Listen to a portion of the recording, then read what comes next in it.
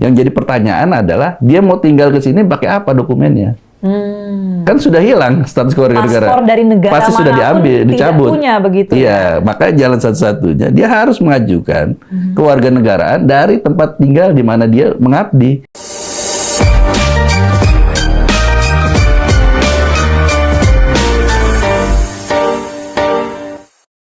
Nah, kita juga akan dengarkan Bapak-Bapak terkait dengan pernyataan dari Menteri Hukum Bapak Supratman Andi Aktas terkait dengan kasus dari Satria Artakumbara ini. Kita putarkan dan simak selengkapnya berikut ini. Kita tidak pernah menerima permohonan yang bersangkutan untuk melepaskan kewarganegaraannya. Yang bisa saya sampaikan kepada teman-teman bahwa berdasarkan Undang-Undang Kewarganegaraan, siapapun warga negara Indonesia yang terlibat sebagai prajurit perang di negara lain tanpa izin presiden, otomatis kewarganegaraannya hilang. Itu bukan kata saya, kata undang-undang begitu. Nah, berbicara soal mekanisme bagaimana seseorang mendapatkan kewarganegaraan atau kehilangan kewarganegaraannya, seperti apa sih Pak Dirjen? Ya, jadi ada banyak hal yang diatur di dalam Undang-Undang Kewarganegaraan kita tentang tata cara untuk mendapatkan kewarganegaraan Indonesia ataupun pelepasan kewarganegaraan Indonesia. Ada karena faktor keinginan permohonan yang bersangkutan, ketika yang bersangkutan tinggal berturut-turut, ya misalkan 5 tahun berturut-turut atau mungkin 10 tahun, tapi selang-seling gitu ya. Itu juga diatur dalam Undang-Undang Kewarganegaraan kita. Termasuk juga tata cara bagaimana kita misalkan keluar dari warga negara Indonesia. Kenapa? Karena konstitusi kita memberikan jaminan setiap orang berhak untuk menetapkan status kewarganegaraannya. Memilih gitu ya. Jadi ini salah satu hal yang dijamin oleh konstitusi kita, tetapi walaupun dia bisa in out dari warga negara Indonesia, semua ada aturannya. Ini negara hukum, semua harus seenaknya saja. Lock in lock out ya Pak? Ya, lock in lock outnya suka-suka aja gitu. Jadi ini yang tetap dijaga oleh pemerintah tentu selaku penyelenggara pemerintahan ya, dan kita berharap supaya baik pemerintah maupun setiap warga negara juga menaati aturan hal tersebut gitu. Oke, kita juga tampilkan nih Pak, ada grafis terkait dengan alur proses permohonan kehilangan kewarganegaraan.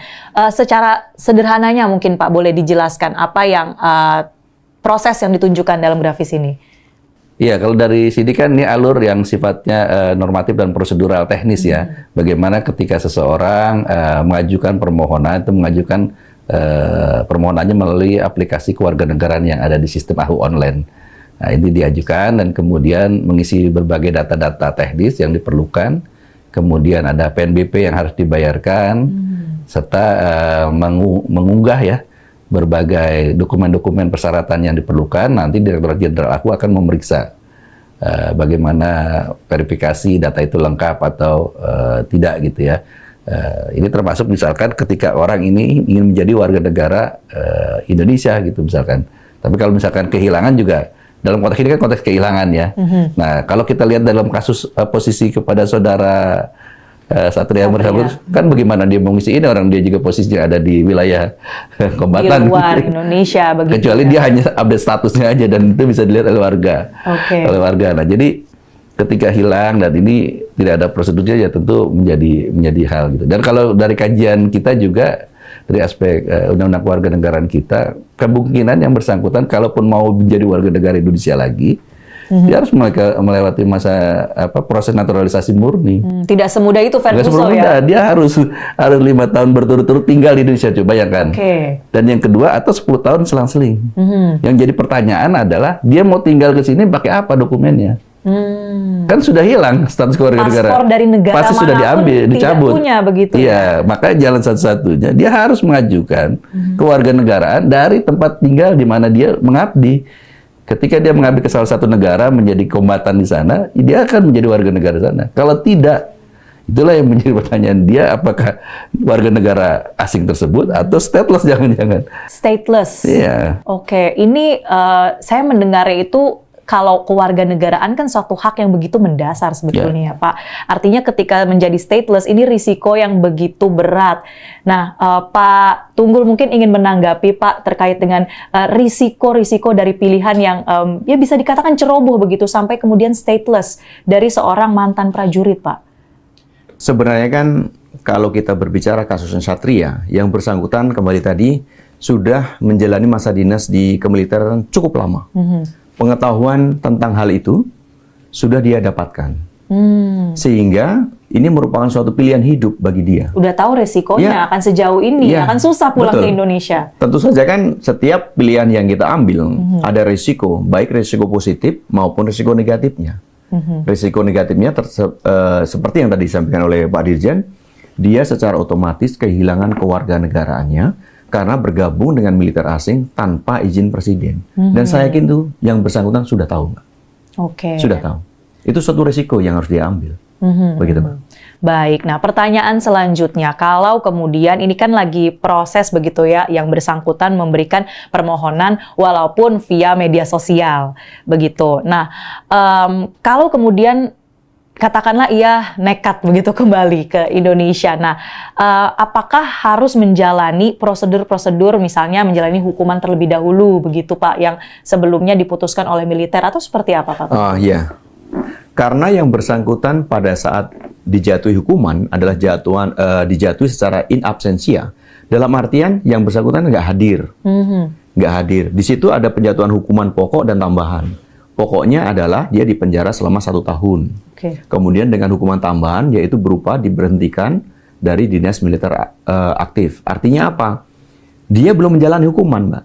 Belum menjalani hukuman. Kalau kita tadi berandai-andai ya, kalau dia bisa dapat kembali kewarganegaraan sebagai warga negara Indonesia, tentu saja dia masih harus menjalani proses hukuman penjara selama 1 tahun. Konsekuensi hukum tetap berlaku ya. Iya, betul. Apalagi sebelumnya juga di media sosial, kita kan tahunya kan endingnya saja. Di media sosial beliau menghina tentang status negara kita. Sebelum ada video permohonan maaf itu ya Pak ya. Jadi ini juga menjadi pelajaran bagaimana ya nggak bisa seenaknya aja gitu dia itu. Jadi saya rasa perbuatan dia tidak mencerminkan namanya dia gitu. Seorang satria gitu. Seorang satria itu kan harus berani menghadapi segala sesuatu kan, ketika menjadi seorang dinas tentara di Indonesia, TNI militer kan luar biasa TNI itu. Itu betul, mungkin orang tuanya berharap dia menjadi seorang prajurit yang baik, tapi ternyata perilaku yang kita berharap ke depan dia bisa memperbaiki dirinya gitu. Ya, suatu pembelajaran yang berharga begitu ya Bapak-bapak. Nah, kita akan bahas juga soal bagaimana dunia ini kan sekarang semakin borderless begitu ya Pak. Tidak batasan-batasan tuh semakin tipis. Kemudian juga ada konsep global citizenship, menjadi warga negara, warga dunia. Nah, di tengah fenomena ini, saya ingin minta tanggapan dari Pak Tunggul, bagaimana tetap menanamkan patriotisme, cinta tanah air kepada para prajurit, Pak. Karena kan ini, walaupun sebelumnya belum ada kasus seperti ini, tapi ini menjadi suatu preseden ke depannya. Ini bagaimana Pak melihat tantangan ke depannya? Ya, sebenarnya pada saat kita berbicara tentang negara, Mbak ya, kita ini kan oleh Tuhan sudah ditakdirkan menjadi orang Indonesia. Kita tidak minta, kita nggak milih, tapi suatu given kan gitu ya, suatu given. Kemudian kita lahir, besar, kemudian hidup dengan segala macam potensi yang ada di Indonesia. Kan ini harus kita syukuri, kita harus tunjukkan rasa syukur kita tuh dengan cara berprestasi. Terserah mau ngambil profesi sebagai apa. Nah, berkaitan dengan seorang prajurit, begitu seseorang warga negara Indonesia bergabung kepada prajurit, dalam hal ini adalah Tentara Nasional Indonesia, itu sudah disumpah untuk setia kepada Negara Kesatuan Republik Indonesia. Sumpah itu mengikat. Kepada siapa? Yaitu kepada prajurit. Artinya apa? Selagi dia masih tercatat aktif sebagai seorang prajurit TNI, maka sumpah itu mengikat.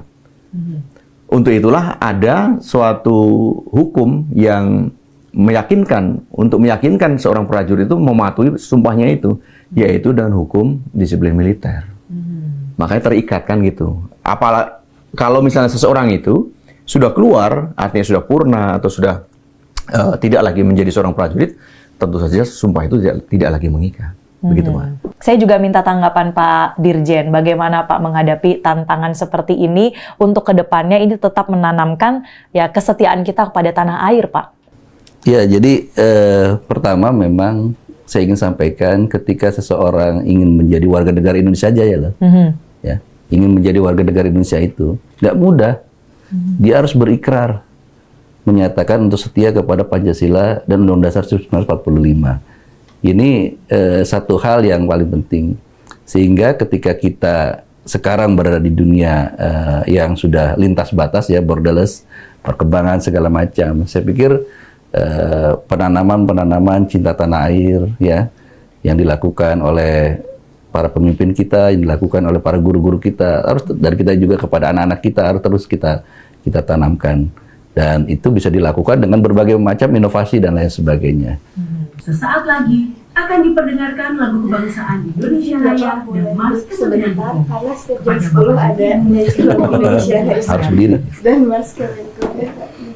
Kita berdiri. Siap. Indonesia, tanah airku, tanah tumpah darahku. Di sanalah aku berdiri demi mandu ibuku. Indonesia kebangsaanku, bangsa dan tanah airku. Marilah kita berseru, Indonesia bersatu.